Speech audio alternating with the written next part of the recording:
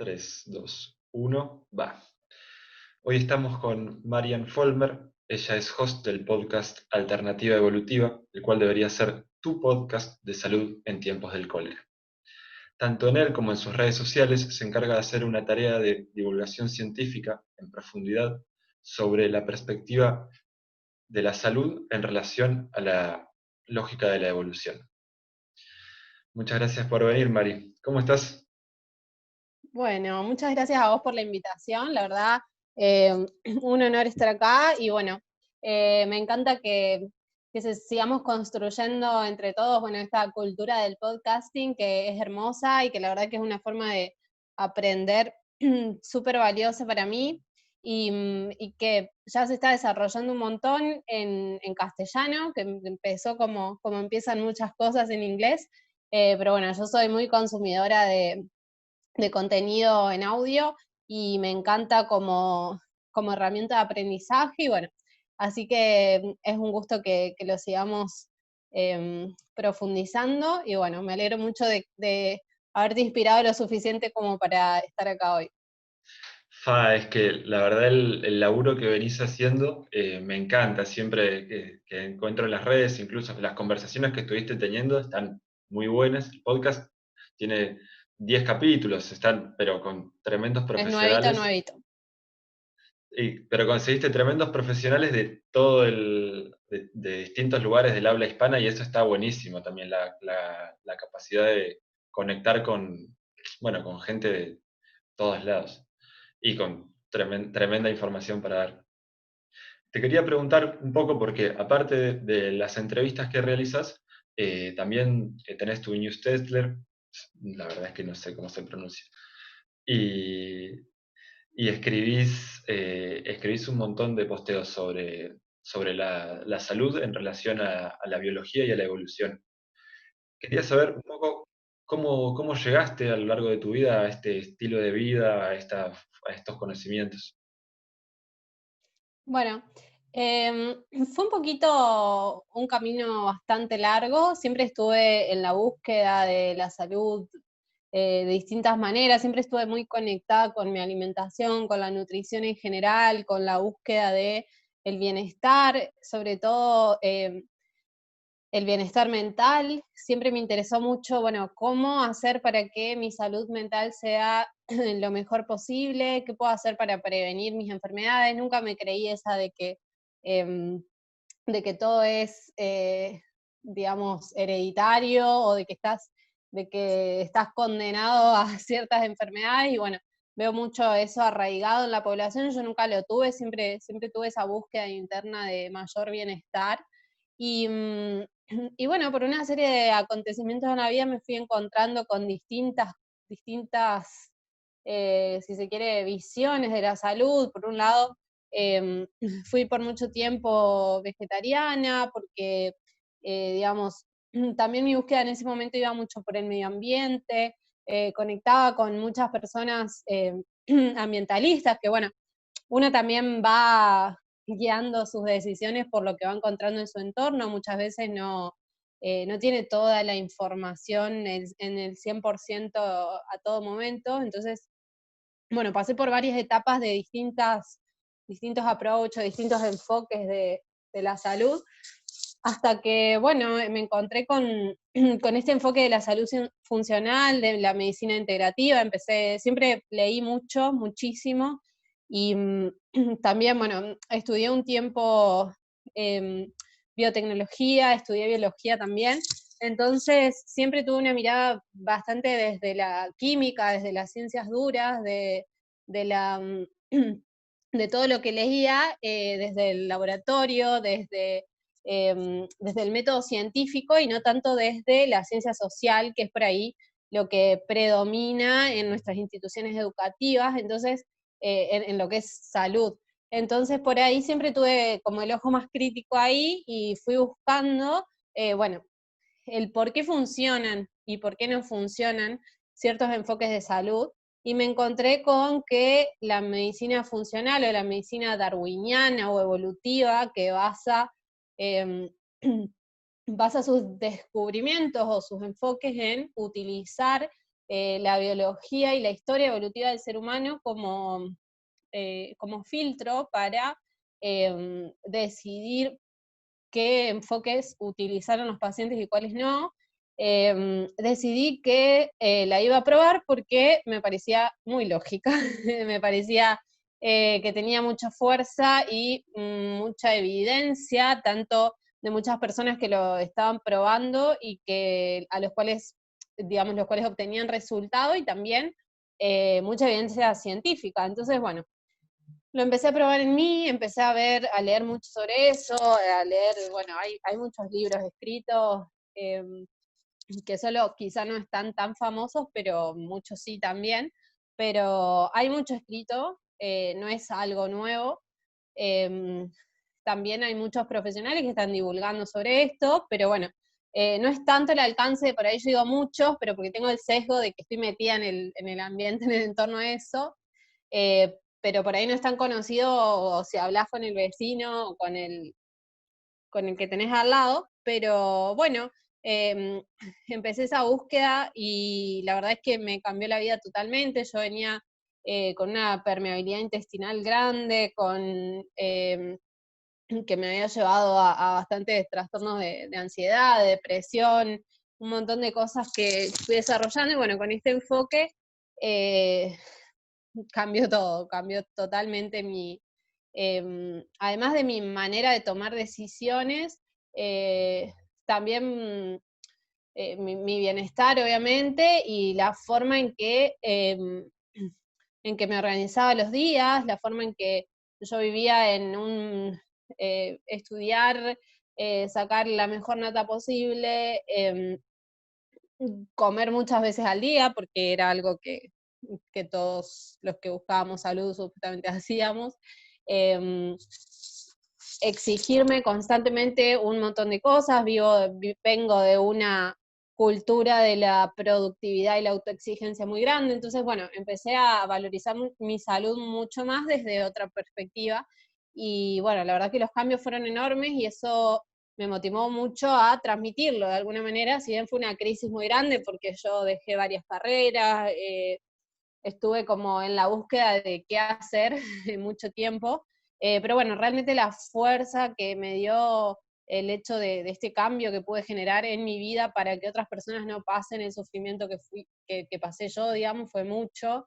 Eh, bueno, entonces me pareció como mi misión en el mundo el acercar y transmitir todo este conocimiento a otras personas para que no les cueste tanto encontrarlo como me costó a mí. Así que bueno, un poco nace de ahí.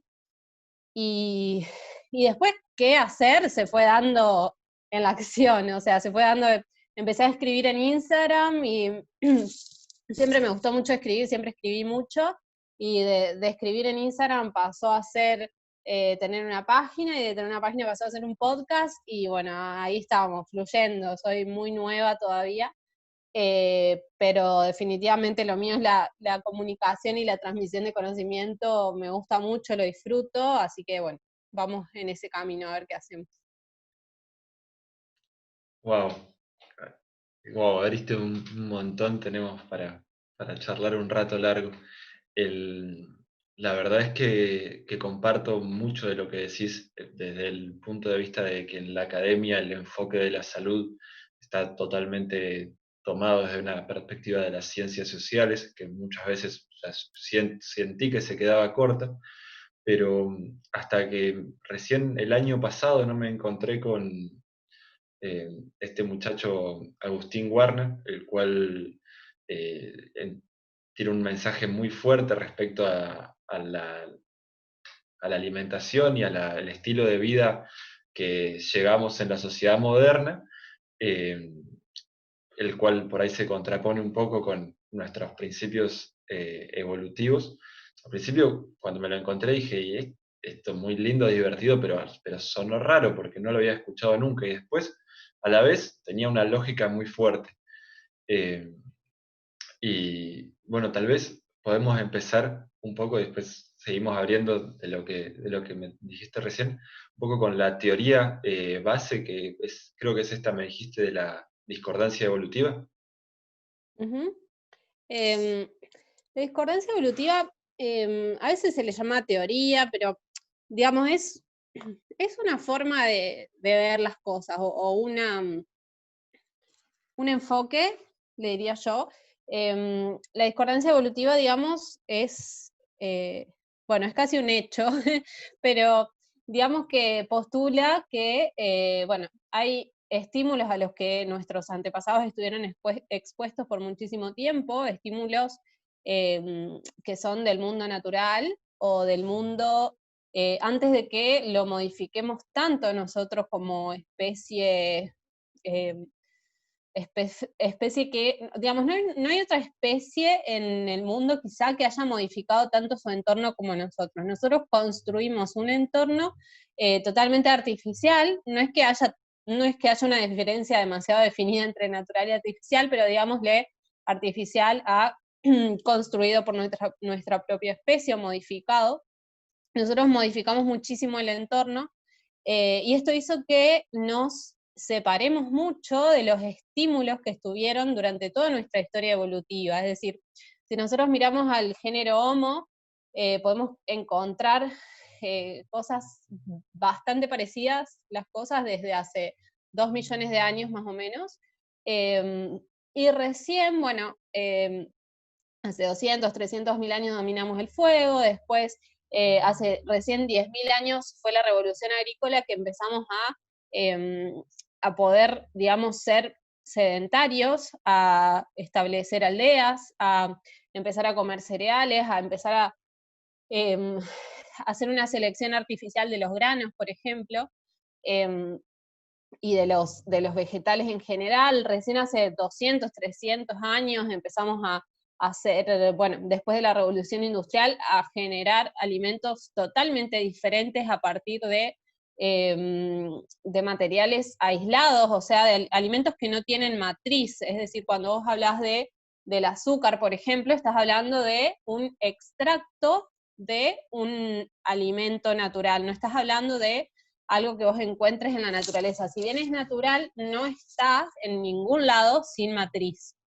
Llámese matriz a una célula vegetal o animal, o a una matriz extracelular, pero, o que puede ser un conjunto de células también, pero que así como lo ves en la naturaleza, vos lo consumís. Entonces, este tiempo, biológicamente hablando, es muy, muy, muy, muy, muy cortito, es un segundo en la historia evolutiva, digamos. Entonces, es lógico que nuestros genes no estén preparados nuestros organismos no estén preparados para abarcar tanta información nueva.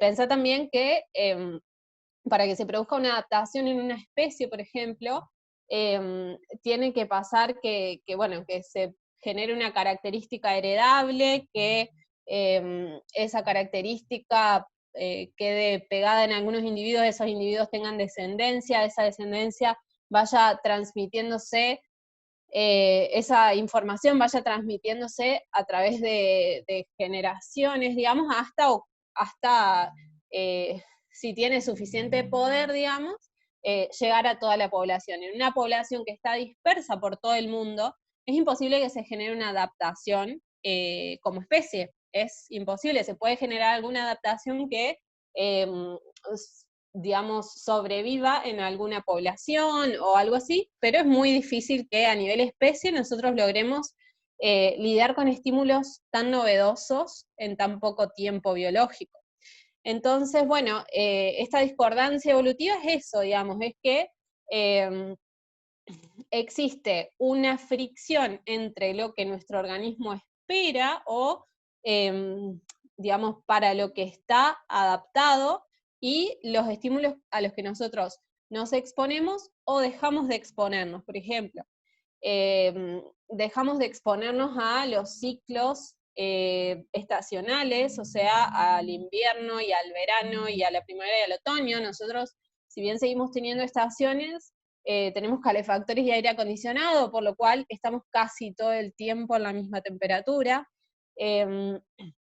Dejamos de exponernos a los vientos, dejamos de exponernos a el microbioma del suelo, no jugamos, vivimos en un ambiente muy antiséptico, dejamos de exponernos al contacto físico en muchas ocasiones, también a las diferentes texturas, tenemos una falta de sensorialidad tremenda, no, nuestros pies, ya sus sensores están bastante moribundos.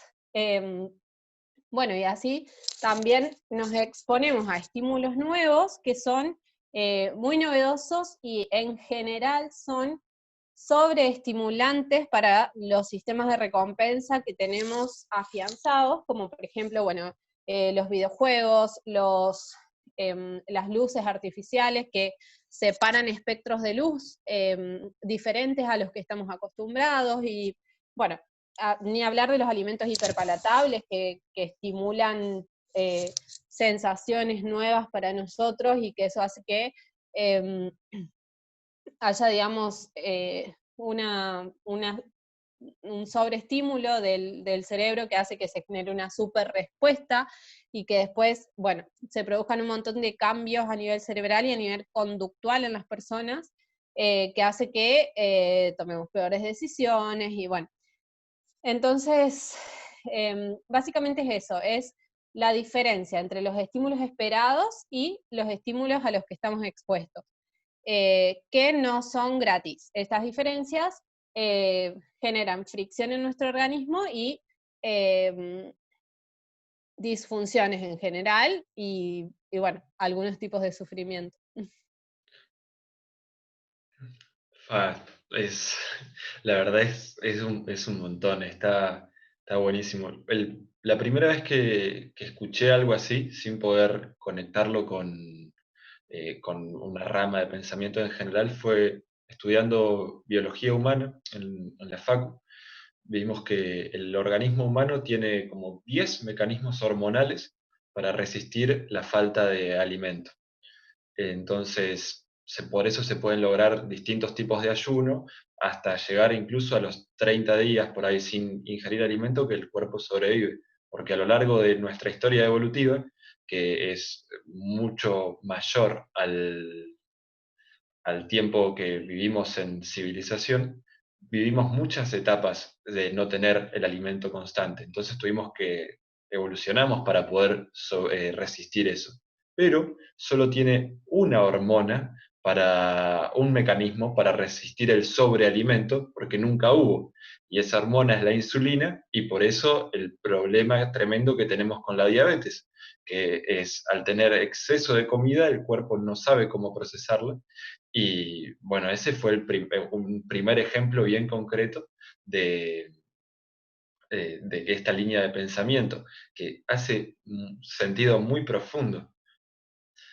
El, Siento como que hay dos formas de encarar estos distintos tipos de información, porque por un lado están las cosas de las que nos privamos al desarrollar tecnologías y adminículos para llevar mejor una vida más fácil, una vida más fácil, menos dura, pero por otro lado están como estas trampas de estímulo, y en este momento por ahí eso es lo que más me llama la atención.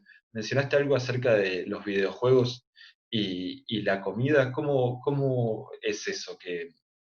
eh, supongo que tiene que ver con lo de la comida y la insulina, pero no termino de entender por qué. Em, Videojuegos y la comida, o sea, serían dos estímulos diferentes. Ahí no es que los relacionen entre ellos, si bien podrían estar relacionados. Me refería a que, por ejemplo, el videojuego es un estímulo muy, digamos, que genera en la persona que lo está haciendo, genera, eh, digamos, acción, la persona que lo está haciendo, como que el cerebro reptiliano de esa persona piensa que realmente está llevando a cabo todas las acciones de las que se está jactando en el juego. O sea, vos confundís muy rápidamente a tu cerebro. Vos no podés, digamos, se cree que está haciendo todo eso que está jugando. Entonces, Es como eso, como las sensaciones que te genera al ver una película, bueno, al jugar a algo, vos estás liberando neurotransmisores y hormonas constantemente. Entonces, si vos estás constantemente estimulando esos sistemas dopaminérgicos, por ejemplo, eh, liberás neurotransmisores a muy alta escala, después esa recompensa va siendo cada vez menor para las cosas normales de la vida, o sea, te cuesta mucho más, se genera como, es muy similar a la resistencia a la insulina, sí, se genera una necesidad mucho mayor de estímulo para la misma secreción de los neurotransmisores encargados de generar recompensa a nosotros. Entonces,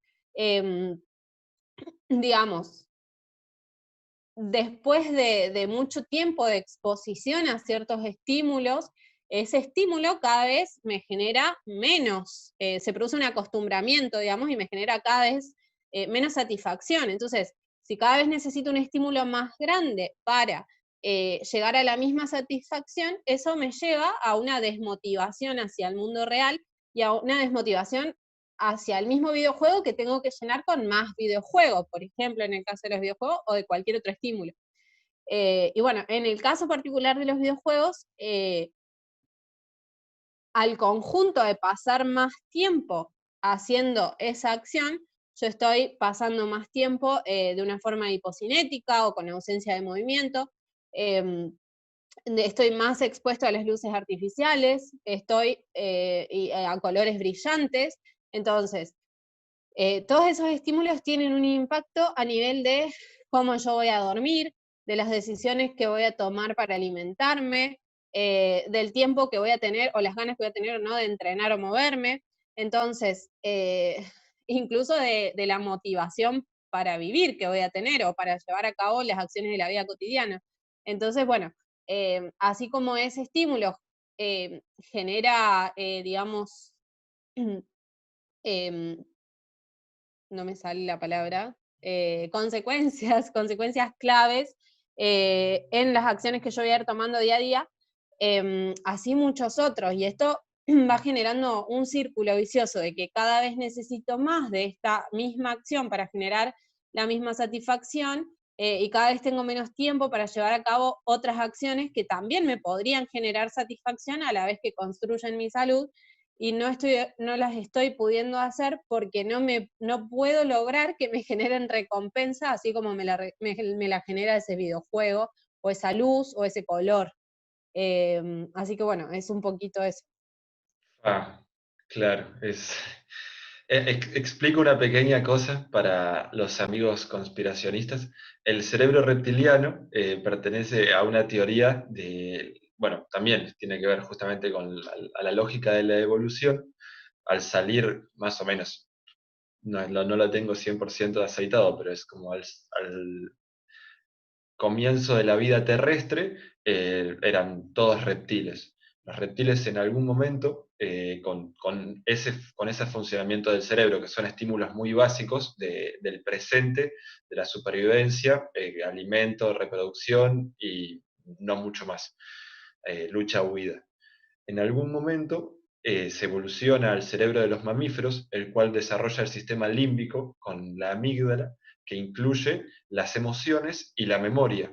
Entonces, todos los mamíferos complejos compartimos eso con los mamíferos complejos, que permite una adaptación más compleja y más inteligente al medio, porque al tener recuerdos de distintas particularidades, tenés más posibilidades de actuar de manera inteligente.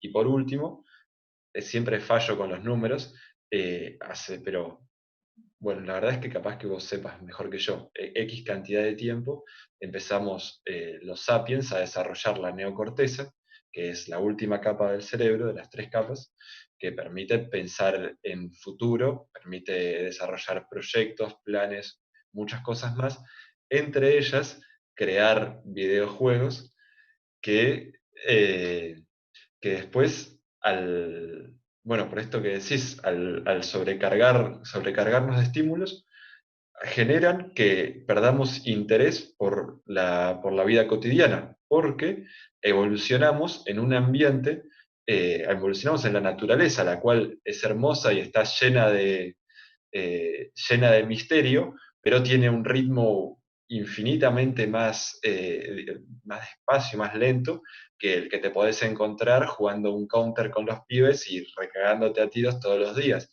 Y el counter ya queda viejo ahí, o sea, los efectos y la dinámica de la tecnología avanzan muchísimo y se vuelven mucho más atrapantes y entretenidos eh, o sea, debe ser, bueno, esa es la trampa dopaminérgica, ahí ya es, por ahí es hilar bien fino, pero como el placer que genera el reconocer que aparezcan imágenes y figuras brillantes y cosas nuevas, una cosa así, que también es un mecanismo de adaptación, ¿no? Capaz que estoy batiendo mucha fruta.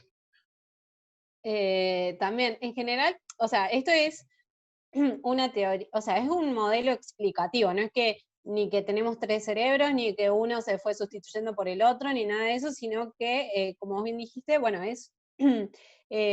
fueron estructuras adicionales que se fueron agregando a nuestro, al cerebro original que tuvo alguna vez un ancestro común, y bueno, fuimos agregando funciones nuevas a nuestra capacidad de adaptación al medio, a nuestra interacción con nuestros pares, bueno, a todo lo que nos permite ser hoy la especie que somos. Eh, y bueno, ¿cuál era la pregunta? Quería aclarar eso, pero para que se entendiera. No, capaz que era muy fina, era respecto a la dopamina, pero es por alguna vez un pequeño estudio que vi respecto a las sustancias más adictivas y cómo por ahí dejar el cigarrillo era incluso algo más difícil que dejar la heroína o la cocaína, decían estos estudios. ¿Por qué? Porque son estímulos pequeños en lugar de un estímulo muy fuerte, como puede ser una droga intensa, son estímulos pequeños pero constantes, de recompensa y de placer. Parece que el mismo mecanismo lo encontramos las redes sociales, en el teléfono, en el Instagram o ahora en el TikTok. Cada imagen nueva, cada videíto y movimiento con musiquita nueva, el cerebro lo reconoce como nueva información y te premia con un poquito de dopamina, de sentimiento de, de bienestar. Y bueno, pensaba un poco en el desarrollo de los videojuegos en general, cómo producen mucha más dopamina que eso, que el estar en el parque tomando mate, mirando el río o pescando, incluso pescando, que tenés que tener una paciencia, desarrollar una paciencia mucho más fuerte y la posibilidad de desilusión, cosa que en la virtualidad no te encontrás. Existe. Ujú. Sí, bueno, hablábamos un poco de esto con Ignacio 40, que es psiquiatra en el episodio del podcast. Em, pero, digamos, yo no es mi tema de expertise, ni sé bien, digamos, si no te puedo decir que sea más fácil o más difícil des, desestructurar una conducta automática hacia determinada sustancia u otra. Sí, obviamente que todas las sustancias y las conductas y los estímulos que usen el circuito dopaminérgico como sistema de recompensa, sí, en general generan adicción, digamos, que no son puede ser la comida una de ellas, puede ser el azúcar, puede ser la cocaína, puede ser, digamos, un montón de cosas, pero también puede ser conductas, o sea, también pueden ser todas estas cosas de las que hablamos que generan adicción, no porque sean adictivas en sí mismas a nivel químicos, digamos, por sí mismas, sino porque generamos una adicción conductual hacia determinado hábito, porque encontramos una recompensa en hacerlo, porque cambia nuestro estado interno negativo que queremos cambiar con esa conducta, digamos, y nos acostumbramos a cambiarlo de esa manera. Entonces, sí es una trampa, si se quiere, en realidad es un mecanismo evolutivo que nos permite generar todos los hábitos que hacen a nuestra supervivencia. A ver, es hermoso poder ir y cepillarse los dientes y atarse los cordones a un montón de cosas sin tener que aprenderlo todas las veces de nuevo. Nos volveríamos locos realmente, y bueno, entonces hay que entender que tiene una función evolutiva esto de generar conductas automáticas. De hecho, el 80% de las cosas que hacemos durante el día son conductas automáticas.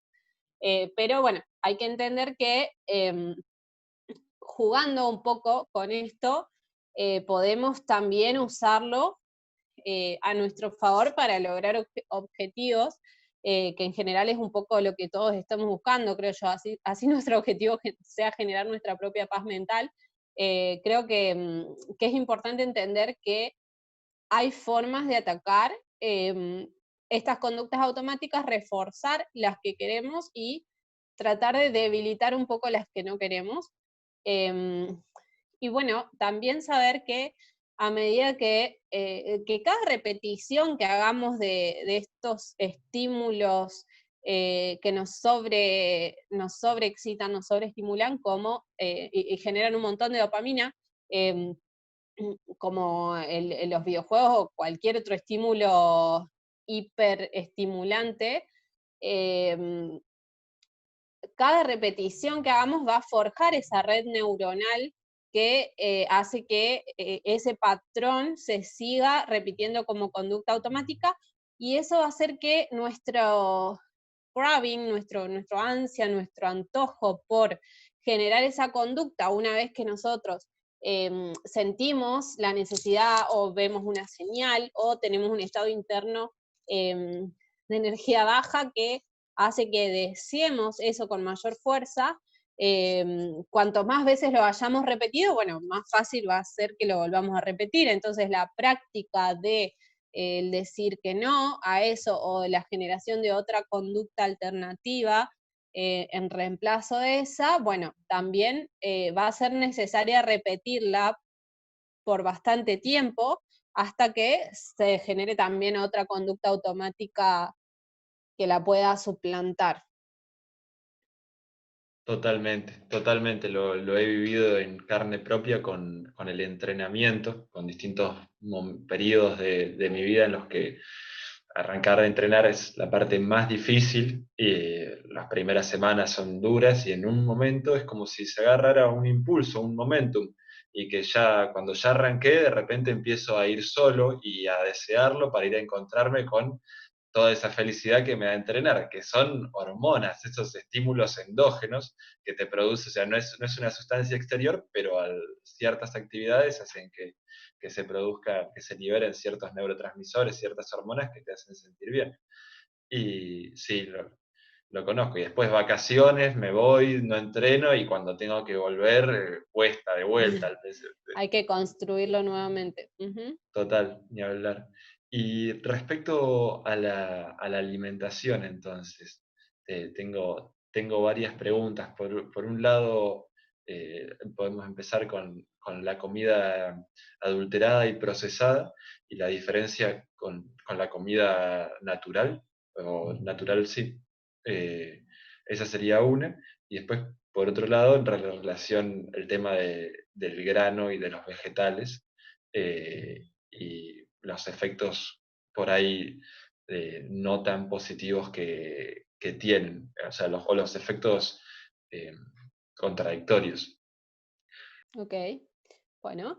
Espérame que me voy a buscar el cargador, vas a tener que cortar esto, No pero hay apuro, estaba viendo que me sonó pausa la batería nomás. baja. Dale, ahí vengo. ¡Boom! Estamos de vuelta.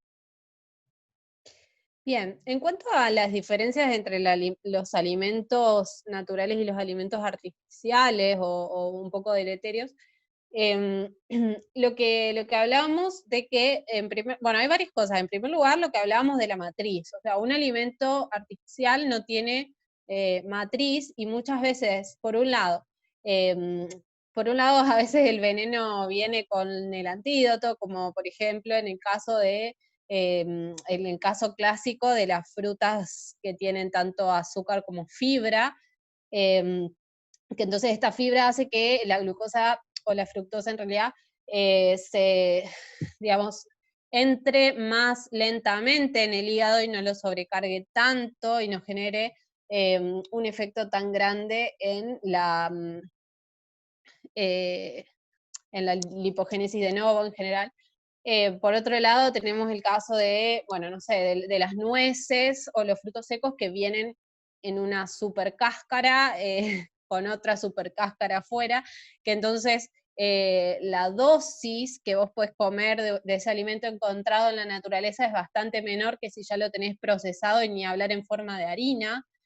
Por otro lado, bueno, em, también muchas veces los nutrientes vienen de forma haciendo sinergia, o sea, vienen nutrientes que se complementan en un mismo alimento en formas que quizá nunca vamos a llegar a entender, incluso que no conocemos, pero que vienen, que digamos, como especie estamos acostumbrados a adaptarlas, a consumirlas en su conjunto. Por otro lado, bueno, en cuanto a lo que son los alimentos ya artificiales, nosotros generamos a través del procesamiento combinaciones nuevas de las cuales no conocemos sus efectos, en realidad ahora sí los conocemos, pero son efectos que usa la industria para poder seguir estimulando nuestro paladar y estimulando nuestro consumo y nuestra compra, que son, por ejemplo, los alimentos que son muy altos en carbohidratos y grasas. Entonces, estos alimentos no se encuentran en la naturaleza, vos en general tenés alimentos o muy altos en carbohidratos o muy altos en grasas, como por ejemplo las frutas son muy altas en carbohidratos y algunas carnes grasas son muy altas en grasas, o hay frutas, por ejemplo, como el aguacate o la oliva, que son muy altos en grasas, pero no son altos en carbohidratos. Entonces, así si vos te pones a ver, salvo los frutos secos o algunas semillas, todos los alimentos en la naturaleza en general son altos en uno de estos dos componentes. Y de hecho tenemos nosotros vías de metabolización de la glucosa y vías de metabolización de las grasas por separado. Lo que pasa al incluir estos dos sabores y estos dos ingredientes juntos es que generamos, por un lado, un estrés metabólico importante, porque tenemos que activar todas nuestras vías al mismo tiempo y atacar ese alimento por todos lados. Por otro lado, también son los alimentos que son bastante adictivos, generan una respuesta muy grande a nuestro organismo de satisfacción, que hace que sigamos buscando esos alimentos a pesar de no tener hambre. Y encima, bueno, el azúcar en general tiene una señal de saciedad muy baja, digamos, en relación a las proteínas y a las grasas, entonces el adicionarla a nuestros alimentos en general hace que deseemos más, aunque no necesitemos o nuestro cuerpo no esté en un balance negativo de energía. Y esto genera bastantes problemas que ya conocemos, como que la mayoría de la población eh, occidental, al menos, o que lleva una dieta alta en estos alimentos procesados, tiene enfermedad cardiovascular o la va a desarrollar en algún momento de su vida. Entonces, bueno, los efectos sin duda a nivel comunidad occidental son grandes. Totalmente, totalmente. Estaba pensando ejemplos mientras me contabas, ¿no? Y el que el más fuerte que se me ocurrió es la mesa del cumpleañitos de pibito, de algún primo, que tenés los sanguchitos de miga, las papitas, chisitos, maní, y mesa dulce, y como decir, bueno, no paro, ¿viste? No tengo hambre, pero esto es riquísimo, no puedo dejar de comerlo. Y bueno, porque es esta combinación de carbohidratos y de grasas que es deliciosa, pero que en estado natural no se encuentra. Entonces, en estado natural, por ahí, nada, te ves 5 tomates y te comes uno y ya fue, no querés saber más nada. Un buen pedazo de carne seguro, pero también te sacía rápido porque es pesada y no activa, es por ahí esto que hablábamos hace un rato, el estímulo mucho más moderado, mucho más sólido, no despierta esta necesidad, estas ganas de no parar, sino que en un momento está lleno y bueno, estoy lleno, vamos bien. Qué loco, es muy loco.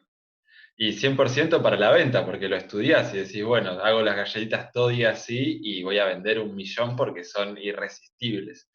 Eh, por supuesto, no desde... Bueno, de hecho el eslogan de las papas fritas de PepsiCo, no sé cuáles eran, era a que no puedes comerte solo una o algo así.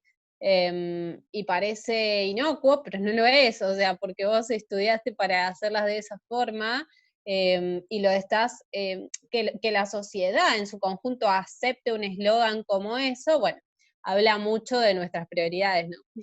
Sí, 100%, o sea, porque justamente a que no te podés comer solo una, aparecen las propagandas de Coca-Cola cuando tenían cocaína directamente en el 930. Pero no sé si es verdad o teoría conspirativa, pero lo No leí lo por sé. algún lado. Eh, pero bueno, la cuestión de desarrollar un alimento que sea delicioso, lo bancamos como sociedad, no es que hay una mente maligna, sino como que la gente lo va a ver, lo va a querer comprar, porque también se procesa mucha angustia, se busca mucha satisfacción a través de- de los alimentos, por todo el estilo de vida que llevamos. En la sociedad moderna y en las ciudades, y eso me lleva a la segunda pregunta respecto al tema de las legumbres y el grano, que un Ah, punto, bien. es un punto interesante para charlar porque siempre se piensa en las legumbres como la comida más saludable de todas. Y por lo poquito que yo Ujú, sé, por ahí vos me podés contar un poco más, pero es o sea, en algún momento cuando logramos generar excedente de comida, se logró a través del grano, porque la caza en invierno es más difícil, ni hablar de la recolección, pero tenemos esta cantidad de lo que sea, de porotos, que nos podemos guardar y podemos comer. Entonces podemos empezar a formar ciudades en lugar de tener que estar viviendo un estilo de vida nómade y en contacto con la naturaleza. Entonces, como que el grano cobra protagonismo por su utilidad tecnológica, pero no necesariamente por su calidad nutricional. ujú. Respecto a la calidad nutricional, ¿qué me puedes mencionar? Bien. Bueno, hay varias cosas para hablar ahí. O sea, por un lado, en cuanto a la calidad nutricional del cereal, o sea, hay que diferenciar entre cereales y legumbres también y diferentes tipos de cereales y legumbres. En general, en mi opinión, son bastante bajas en densidad nutricional. En realidad no en mi opinión, sino en lo que vos puedas cantidad de nutrientes esenciales, que son los que no podemos sintetizar, y relación eh, calorías versus nutrientes, o volumen versus nutrientes, son bajas, o sea, tienen una baja densidad nutricional y una alta densidad calórica. Esto significa que tenemos que comer realmente un montón de esto para poder satisfacer nuestras necesidades de algunos nutrientes y otros nutrientes directamente no podemos satisfacerlos a través de los cereales y las legumbres.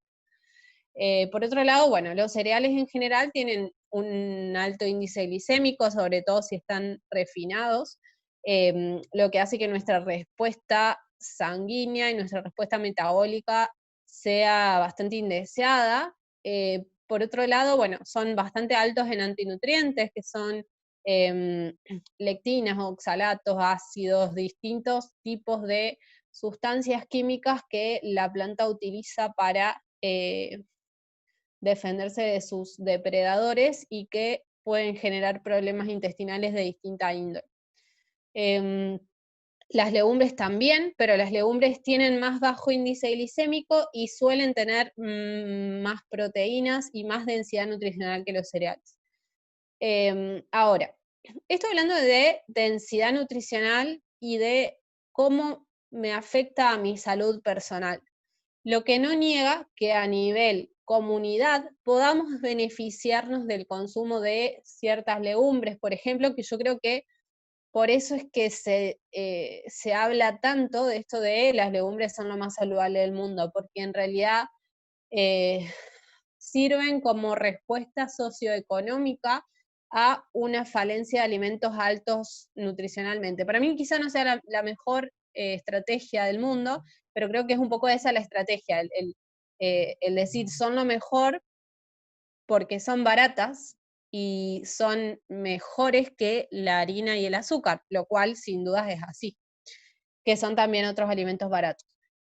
Eh, todos estos antinutrientes, bueno, lo que va generando esto es que se consuma el hecho de, digamos, tenerlos como alimentos de la base de la pirámide no está tan bueno porque se hace que se consuman en mucha cantidad y estos antinutrientes que tienen pueden generar alteraciones en, por ejemplo, nuestra absorción de minerales y eso hacer que tengamos, encima que no consumimos demasiados minerales, que tengamos menos absorción.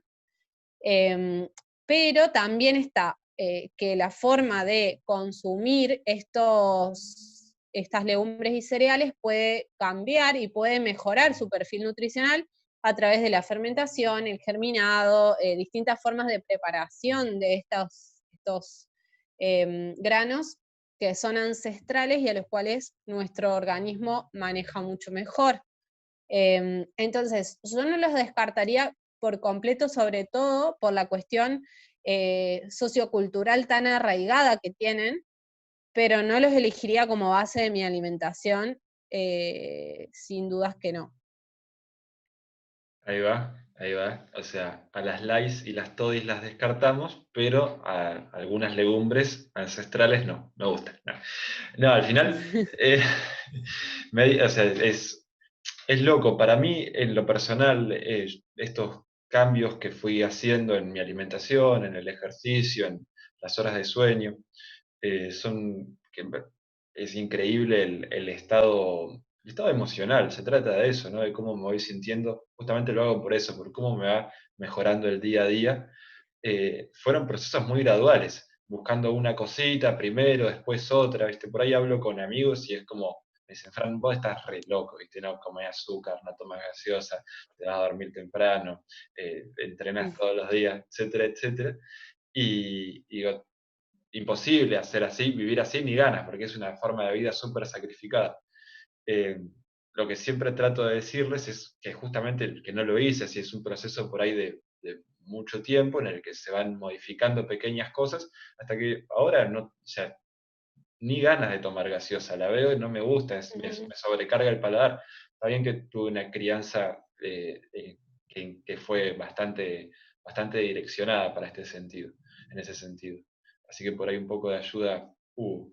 Pero, pero bueno, en fin, no se trata por ahí de prohibir nada, pero sí de transmitir la información para quien la esté buscando de lo que podría ser mejor y más útil y más sano que otras opciones. Y en relación a eso, yo sabía, y de hecho lo viví en carne propia y lo viví con gente muy querida, muy cercana, los efectos por ahí que una dieta vegetariana puede tener en el psiquismo respecto a la deficiencia de vitamina B12 por un lado y anemia por el otro. Esos por ahí son temas más dentro de todo conocidos, pero vos mencionaste algo de permeabilidad intestinal y estados del psiquismo, no me acuerdo cuáles eran, sí, pero de los jodidos. ¿Me puedes contar un poco de eso? Bien, sí, a ver, una dieta vegetariana o predominantemente vegetariana tiene que estar muy bien cuidada y muy bien suplementada para funcionar de manera funcional, de manera de que cubra tus necesidades nutricionales y a su vez te dé salud, digamos, y sea sostenible en el tiempo. Eh, y es bastante difícil porque, primero porque muchos profesionales no están formados correctamente o no desde un punto de vista integrativo funcional. Eh, y segundo, porque depende un montón de cada persona, o sea, depende un montón de la situación emocional, de la dieta que haya llevado antes, de un montón de cosas que vos puedas tolerar o no una dieta vegetariana. La permeabilidad intestinal se genera en muchas personas que llevan una dieta vegetariana o vegana por el hecho, primero, de que pueden tener falencias de nutrientes, pero también porque se comen, bueno, ni hablar de que de muchas personas que basan su alimentación en productos procesados, aptos para todo eso, que, y ni hablar si está basada en productos con gluten o cereales, eso tiene una carga glicémica muy alta y una carga de antinutrientes muy alta, que va a hacer que probablemente se genere algún tipo de respuesta a nivel intestinal. Pero suponiendo que base sus elecciones alimenticias en productos naturales, de todos modos puede pasar que si no trata bien las legumbres y cereales con estos procesos que te digo de fermentación, de tratamiento del grano, de disminución de todas estas lectinas, de disminución de antinutrientes, que sí o sí en general son procesos con ácidos. Bueno, si uno no lleva a cabo bien este tratamiento, se genera una carga grande de antinutrientes en el organismo que hace que aumente la respuesta autoinmune, o puede aumentar, digamos, la respuesta autoinmune en el organismo, que se puedan filtrar, que se pueden, digamos, alterar las uniones oclusivas que unen las células del epitelio del intestino interiores, y que se puedan filtrar pedacitos de moléculas de estos alimentos, que tu sistema inmune las reconozca como extraños y que genere una respuesta como en el caso de la celiaquía.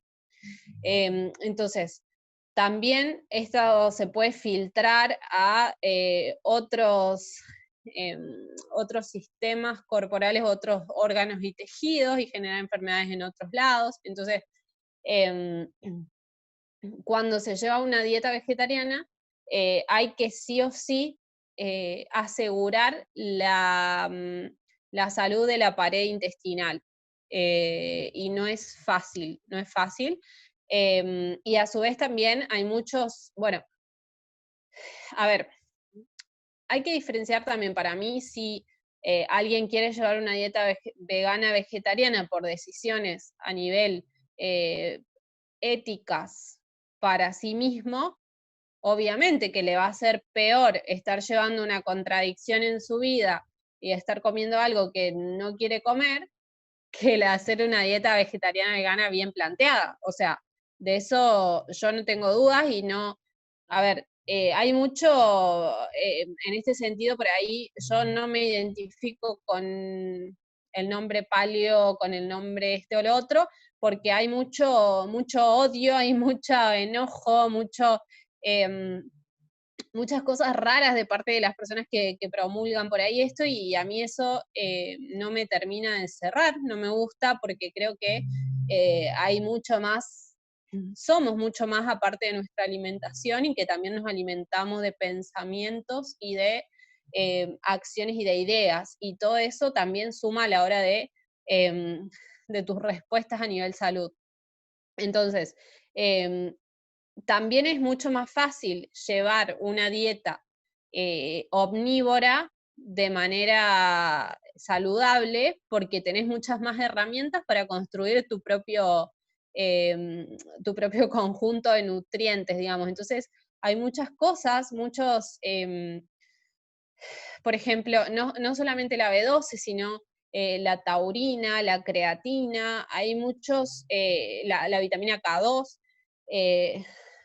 nutrientes a nivel eh, origen animal, productos de origen animal o alimentos de origen animal, que suman a tu mejor salud metabólica y a tu mejor salud mental.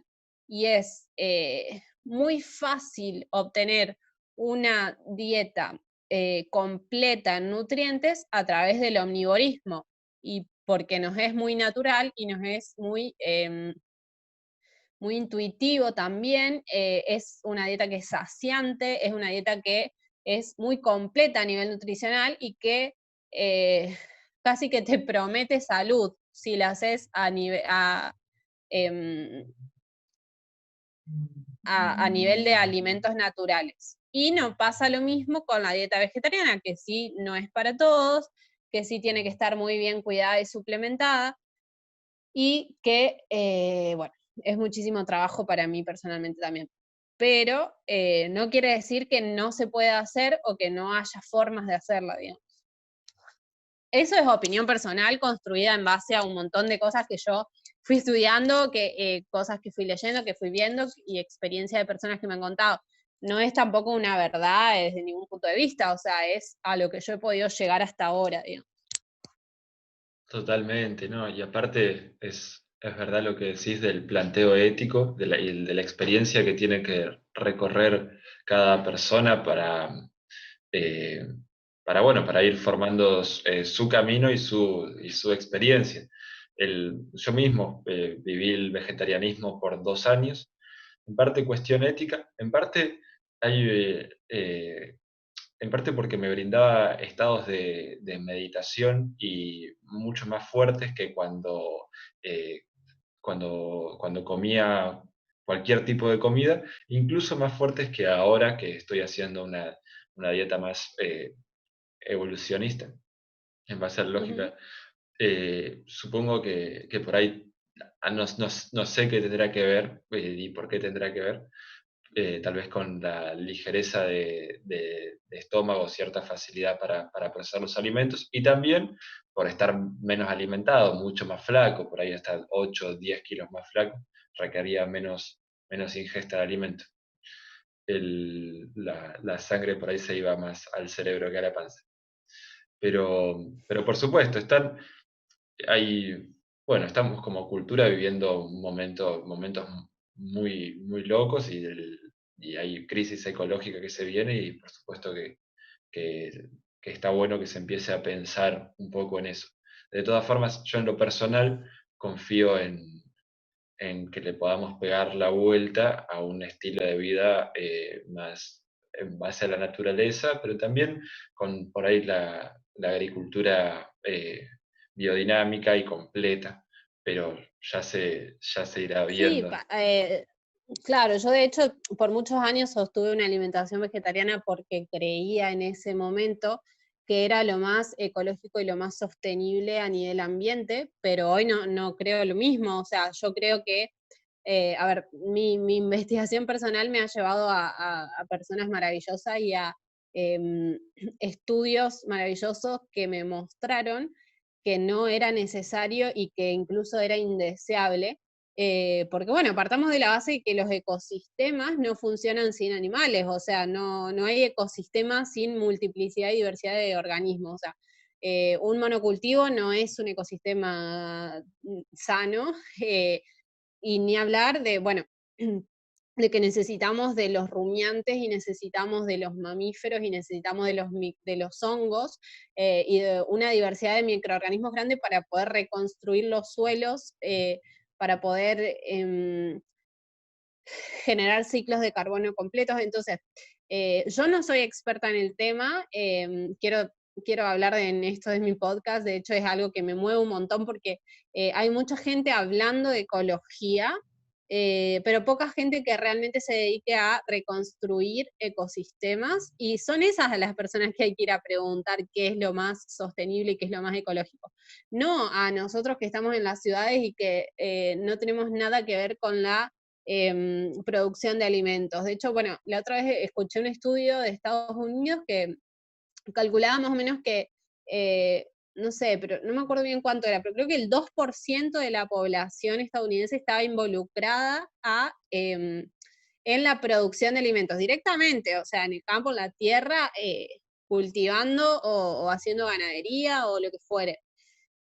Pero ¿cuántas personas son opinando sobre qué es lo mejor para el planeta en cuanto a la producción de alimentos? Un montón. Entonces, el que por ahí el que cree que una dieta vegana es más sostenible o que no mata animales o que lo que fuere, no se da cuenta de que el que tiene la huerta está matando un montón de insectos para que esa huerta prolifere, que un montón de conejos y de animales que se comen esos vegetales si uno los deja.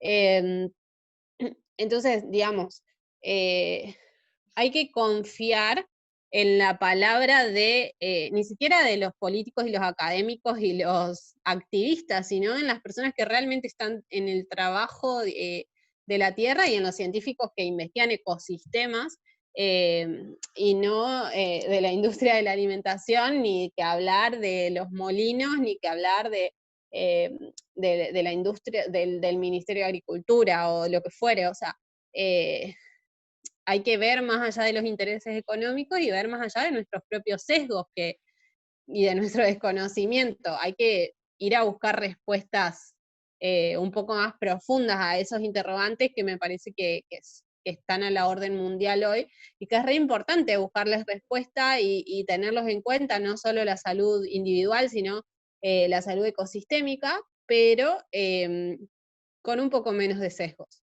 Y bueno, y a mí en lo personal dejé de creer que una dieta vegana es lo más sostenible a nivel ambiente. Pero bueno, no quiere decir que tenga razón ni nada, sino que es mi estado de la cuestión en este momento. Totalmente, está buenísimo lo que decís. Y seguro que aparte así se empiezan las discusiones y las preguntas, ¿no? Tú con propuestas y las estudiás y ves a dónde llevan. A mí esto, el tema de, alguna vez lo leí como la hipótesis, creo, la teoría del genocidio verde y cómo para generar una huerta a gran escala tenés que reventar un bosque, un monte, y como está sucediendo acá, bueno, ahora en Rosario dicen que es para la ganadería acá en la isla, entonces, pero también, pues sea ganadería o sea cultivo, es lo mismo.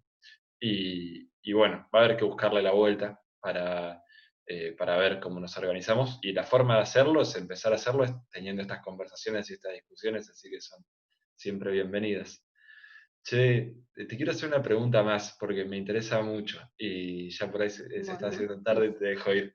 Pero en base a, alguna vez vi que publicabas y que hablabas de la importancia de la actividad física y de la producción de masa muscular como órgano para el completo funcionamiento del sistema, cómo se relaciona o se integra con el resto eh, sí, del sistema humano.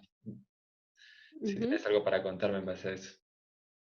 Em, sí, más vale. O sea, el sistema muscular o la masa muscular en general, el músculo, hay que entenderlo como un órgano vital, que genera muchísimos beneficios a nivel metabólico y a nivel endocrino, y no solamente no es un artefacto de estética corporal.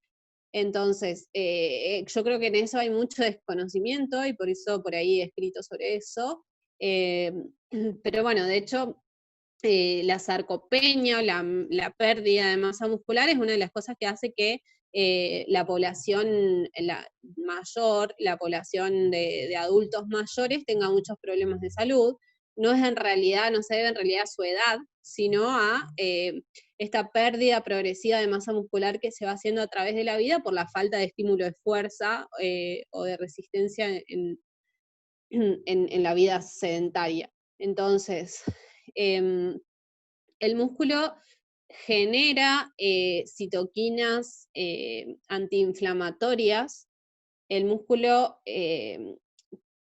es el que más puede colaborar en resolver estados metabólicos disfuncionales, porque es un órgano que utiliza muchísima energía, o sea, que puede utilizar tanto glucosa como grasa, como cuerpos cetónicos, como combustible, y también almacena, eh, también puede toxificarse con células del sistema inmune si el músculo está enfermo. Entonces, hay que entender que no es tan así como el músculo es un conjunto de fibras o sea, todos los sistemas corporales hay que entenderlos como una sola cosa. O sea, si bien los dividimos para estudiarlos y los dividimos eh, porque nos fue necesario de algún modo o porque la escuela lo quiso así, la escuela, digo, el sistema educativo que fuimos generando a través de muchas generaciones, pero hay que entender que todos los sistemas se relacionan entre sí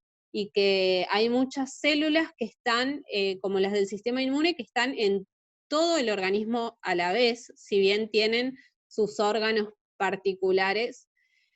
Entonces, hay una comunicación constante entre el músculo y los demás órganos, y la salud del músculo también repercute en la salud del tejido adiposo, que también se enferma, también repercute en la salud del sistema respiratorio, circulatorio, bueno, en todos los otros sistemas. Entonces, un buen estado muscular primero va a generar un mayor gasto de energía en nuestro organismo, una mayor utilización de energía, que es algo que necesitamos sí o sí porque estamos en un entorno de superabundancia.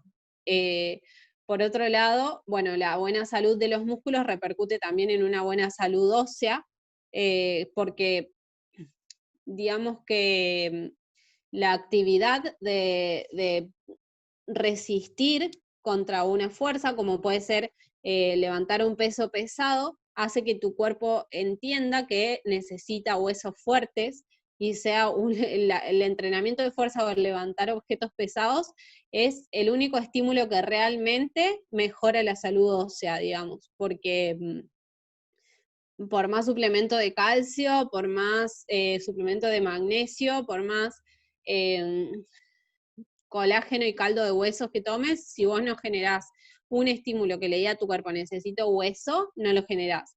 Y bueno, la osteoporosis es una enfermedad muy común en las mujeres y que se da a edades cada vez más tempranas.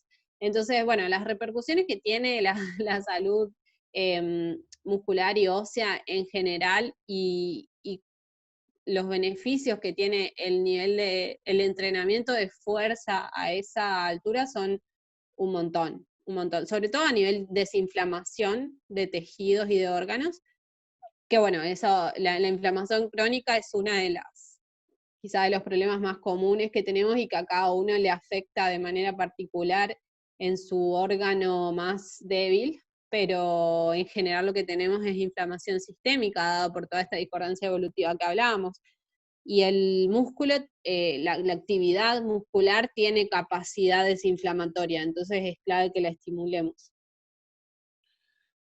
Muchísimas gracias por toda esta información en lo personal y en poder y en que la estés compartiendo. La verdad es que me parece buenísimo y me pone muy contento ver cómo va creciendo la red que te estás armando todos los días Bueno, porque la verdad es que es una tarea muy noble la que te pusiste. Está buenísimo. bueno, muchísimas gracias, muchas gracias. Ojalá que crezca, ya veremos. Mientras tanto, bueno, yo soy muy feliz compartiendo y cambiando de a poquito algunas vidas que me van llegando, que van cambiando. Así que, bueno, ojalá y también te deseo todos los éxitos a vos en este podcast, que seguro va a estar buenísimo. Ey, un gusto y hasta la próxima. Nos estamos viendo. Bueno, igualmente.